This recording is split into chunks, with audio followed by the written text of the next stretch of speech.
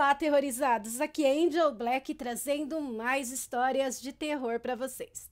Antes de prosseguirmos com o vídeo, peço para você aí que ainda não é inscrito, se inscreva no canal, deixe aquele like para fortalecer, compartilhe o vídeo com mais pessoas e ativem as notificações do canal para não ficar de fora sempre que eu postar algo novo aqui na plataforma. E se por acaso você não gostar do conteúdo do canal, não tem problema. Compartilhe com os seus inimigos e se vingue deles. E vamos para o que interessa, né? Que é as histórias de terror. Amigos, se por acaso tiver alguém sensível, é melhor parar por aqui, pois esse conto, essa história é bem pesada, hein? Para lá? Eu lembro que sempre fui meio que rejeitado na escola. As crianças conversavam comigo, mas sempre com distância. Eu ouvia cochichos e via seus pais me apontando e pedindo para que seus filhos não se aproximassem de mim. Isso já era natural para mim. Não tínhamos contatos e amizade com vizinhos. Eles também nos olhavam estranho, ou melhor, como se nós fôssemos os estranhos. Não fazíamos festas, comemorações, nada.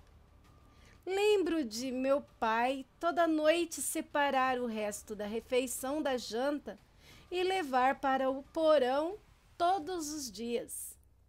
Lembro de evitar ir próximo ao corredor que leva até o porão. Lembro que minha mãe evita ir até lá e me proibia de ir também. Lembro de algumas vezes acordar à noite e ouvir vozes e passos vindo do porão. Hoje adulto, sei que de madrugada não há o barulho do dia. Eu sabia que havia algo lá, alguém vivendo lá, mas era tão natural para mim que nunca pensei sobre. Então, aos 6 anos, o primeiro questionamento: mamãe, por que as pessoas do porão não vêm até aqui? Minha mãe arregalou os olhos, deu uma longa golada no copo de suco que bebia, nitidamente para ganhar alguns segundos, e respondeu que as pessoas que moravam no porão não podiam sair de lá e que era obrigação do meu pai e dela cuidar deles, alimentá-los e mantê-los bem. Mas eu não tenho essa obrigação e mudou de assunto. Ela ficou muito nervosa naquela noite. Após o jantar, papai não separou o resto de comida, mas eu vi ele separando após eu ir para o meu quarto. Eu os ouvi discutindo no quarto deles. Eles não sabiam que eu sabia do segredo deles. Isso começou a me incomodar. Que obrigação é essa e quem estava no porão?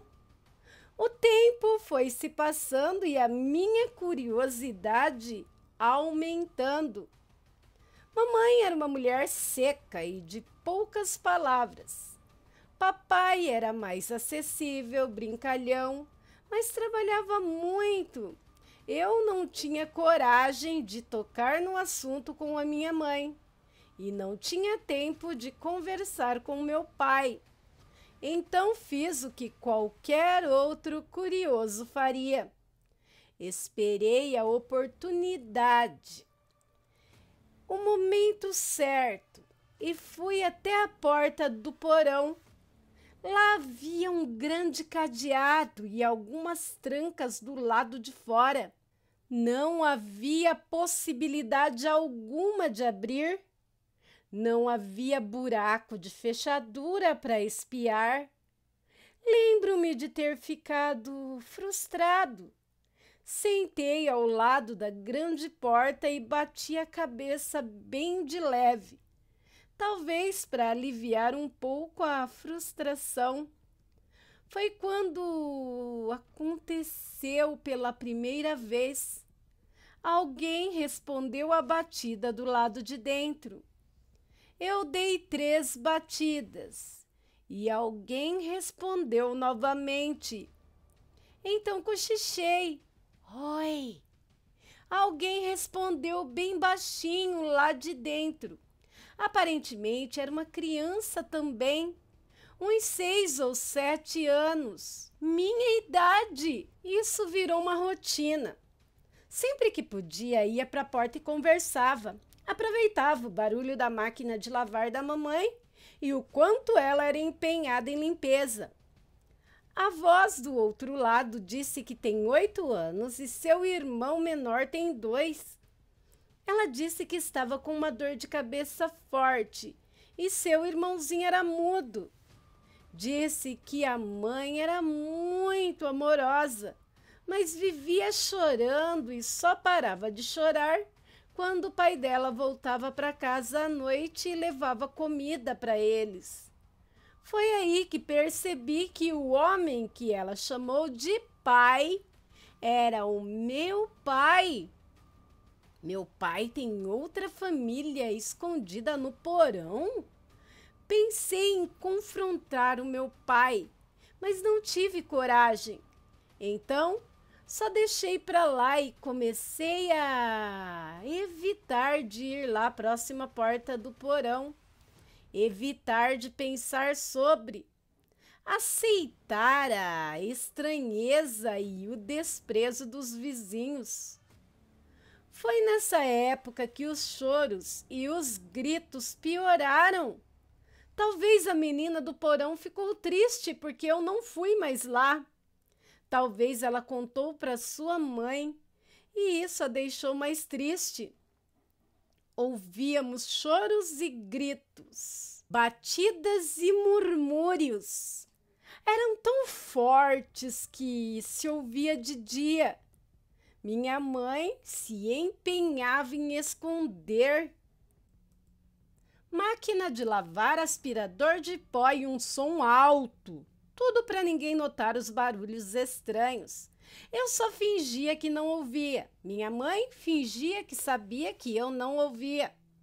Lembro do dia em que tudo mudou. Estávamos voltando da missa, onde, novamente, éramos evitados por todos, a ponto de sentarmos sozinhos em um grande banco no final da capela.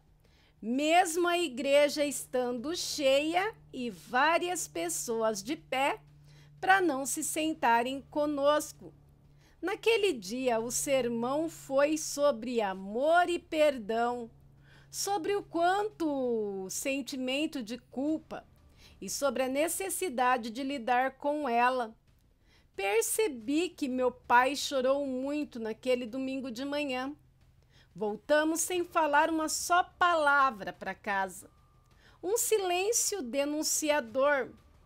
Quando chegamos, almoçamos e o meu pai, no meio da refeição, olhou para mim e disse: "Você sabe das pessoas que vivem lá embaixo, né?" Eu só arregalei os olhos e nem precisei responder. "Você já está grande, já entende as coisas, meu filho. Está na hora de saber algo. Tem coisas que a gente não sabe e não consegue entender. Tem coisas que só acontecem e a gente tem que lidar com as consequências. Tem coisas que acontecem e a gente não escolhe." Minha mãe, vendo que o meu pai estava se perdendo nas palavras, intercedeu. "Seu pai tinha uma família antes de se casar comigo. Você sabe que ele é 10 anos mais velho que eu, né? Quando nos conhecemos, a paixão foi forte. Ele decidiu deixar a família antiga para ficar comigo. Pediu separação. Entrou com o pedido, mas a ex-esposa dele era muito, digamos, possessiva. Seu pai foi o primeiro homem da vida dela. Era o tudo dela. Ela não aceitou bem a situação. Foram meses de brigas, tentando fazê-la aceitar e assinar o divórcio. Ela me ameaçou na época. Disse que eu destruí a vida dela e de seus filhos. Ela tem 2 filhos. Uma menina, meses mais velha que você, e um menino, na época tinha 2 aninhos. Uma manhã, seu pai me ligou, logo de manhãzinha, chorando muito. Disse que ela, a ex-esposa dele, tinha tirado a própria vida. Mas antes, eliminou seus 2 filhos. Um tiro na cabeça do menino, na região da mandíbula, outro na cabeça da filha e outro último nela mesma. Foi um escândalo. Seu pai e eu fomos culpados pelos vizinhos. Várias matérias de jornal estamparam nossos rostos, falaram que eu roubei seu pai dela e causei a tragédia. Falaram que foi o seu pai que convenceu ela a tirar a própria vida para que ele pudesse se casar comigo. Provavelmente você já percebeu que não somos bem vistos pela cidade, não é mesmo? Meu pai chorava muito e era até estranho. Ele era alegre, sempre cantarolando. Ele era grande, ele era forte e estava ali se debulhando em lágrimas. Ele se levantou, me pegou pelo braço, me levou até o porão.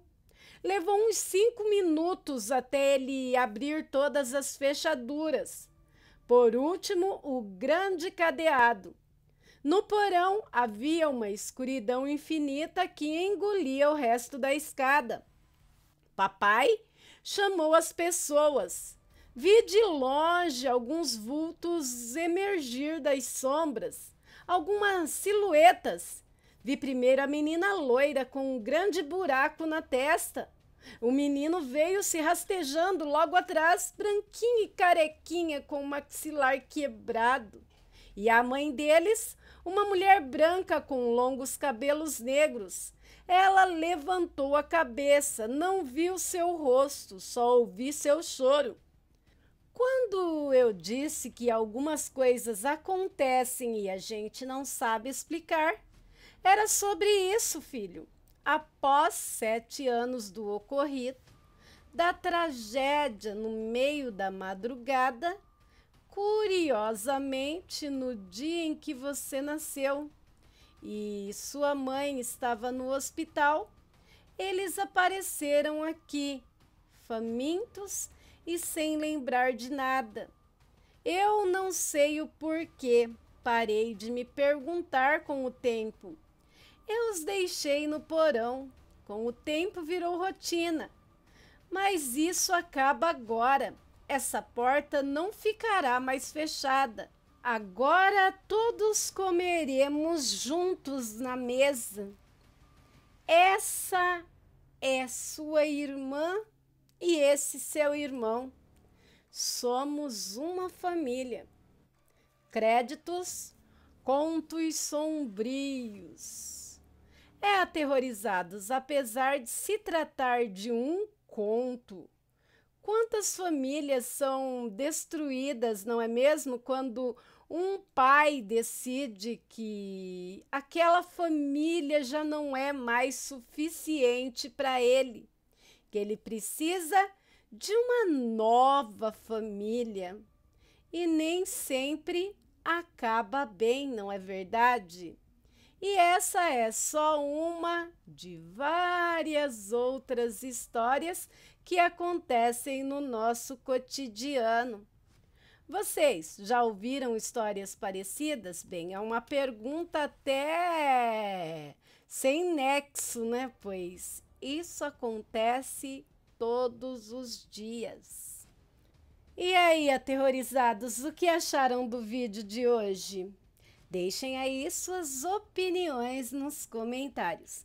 Se você não é inscrito, se inscreva no canal, deixa aquele like maroto para ajudar, compartilhe o vídeo e ativem as notificações do canal. Se você tem uma história, um conto, um relato e queira compartilhar conosco, envie para o e-mail do canal que está na descrição do vídeo. Pode demorar um pouquinho, mas estarei trazendo aqui para todos os aterrorizados. Só especifique se você quer que conte anonimamente, te dando os créditos ou em formato de conto. Você pode seguir-me também nas outras redes sociais, pode seguir meu outro canal. Inclusive eu estou lá no Spotify, viu? E mais, você pode ir nas playlists aqui do canal, que está assim, ó, de vídeo. Mais de 1000 vídeos, gente. Garanto que você vai gostar. Agradeço agora a todos os canais parceiros, grupos, páginas e vlogs que me ajudam e muito, tanto na criação quanto na divulgação do meu trabalho. Principalmente devo agradecer a todos os aterrorizados. Muito obrigado por vocês existirem e fazerem parte da minha história, da minha caminhada aqui no YouTube. Sem vocês, esse sonho não seria possível. Bem, meus amigos, por hoje é só. Fiquem com Deus. Um forte abraço e um beijo no coração de cada um de vocês. Fui!